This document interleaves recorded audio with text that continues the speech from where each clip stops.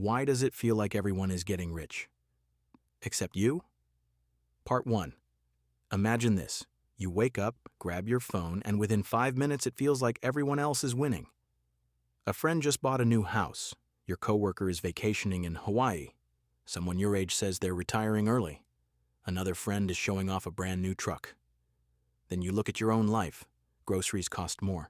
Your housing payment keeps climbing. Insurance went up. Your car needs repairs.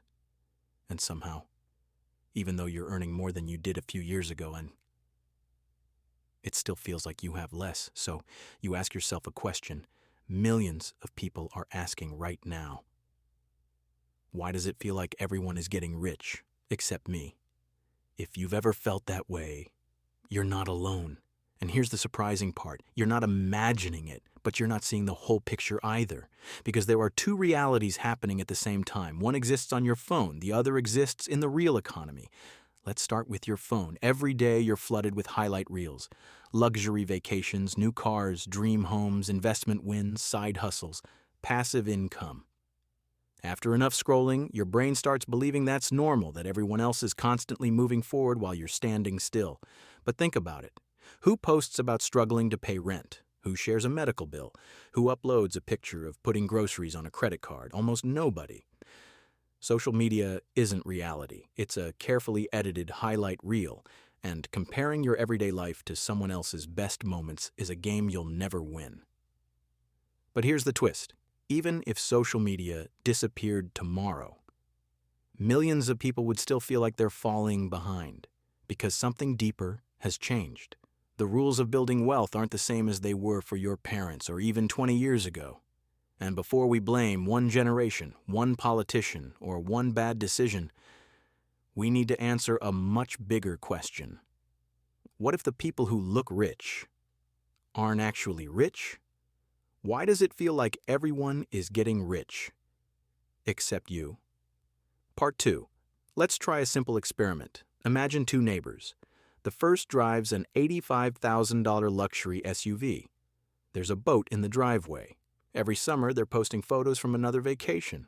From the outside, they're living the dream. Next door, the second family drives a 10-year-old sedan. They rarely post online. Their vacations are simple. Their house isn't flashy. If you had to guess, you'd probably assume the first family is wealthier. But what if the opposite were true? Because there's a huge difference between looking rich and being rich. Today, it's easier than ever to buy a lifestyle you can't actually afford. You don't need cash. You don't even need savings. You just need another monthly payment. Think about the ads you hear every day. Zero down. Buy now, pay later. Only $899 a month. Notice what's missing? The total price. Companies don't sell the cost. They sell the payment, and that changes how we think. We've stopped asking, can I afford this? Instead, we ask, can I afford the monthly payment? Those questions sound almost identical, but they lead to completely different financial lives. One payment becomes a truck, then furniture, then vacations, then credit cards. By themselves, those decisions don't seem dangerous. Together, they create a life that's incredibly expensive to maintain.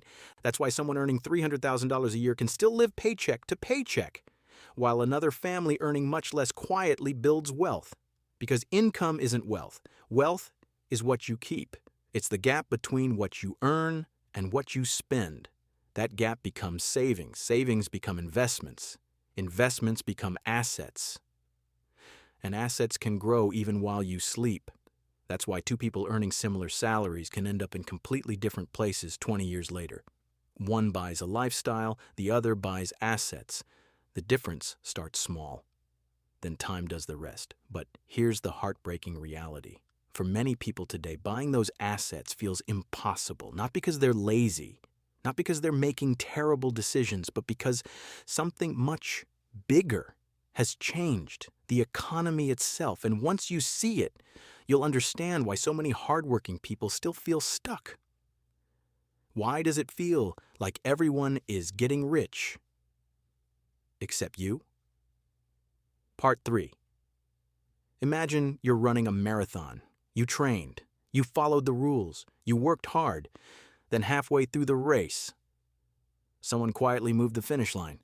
That's what the modern economy feels like for millions of people. Over the last several decades, many of life's biggest expenses have climbed dramatically. Housing, healthcare, college, insurance, childcare, even groceries. Yes, incomes have risen over time, but for many families, it doesn't feel like they've kept up with the cost of building the life they were promised. That's why so many people say, "I've never made more money," but I've never felt this broke. Take housing. For generations, buying a home was one of the most common ways families built wealth.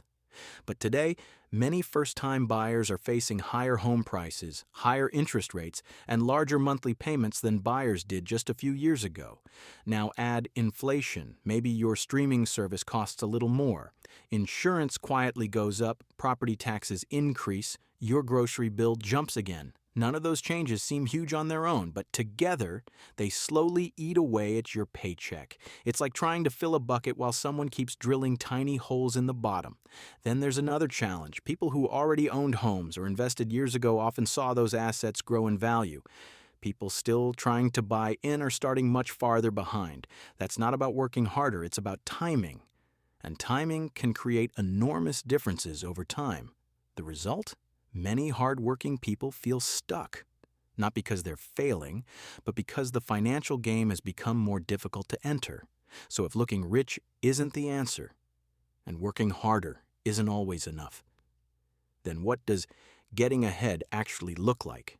The answer has almost nothing to do with impressing other people. It has everything to do with redefining what wealth really means. Why does it feel like everyone is getting rich except you?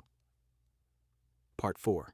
So, why does it feel like everyone is getting rich except you? By now, you've probably realized there isn't just one answer. It's a mix of social media, debt, rising costs, timing, and one very human habit, comparison.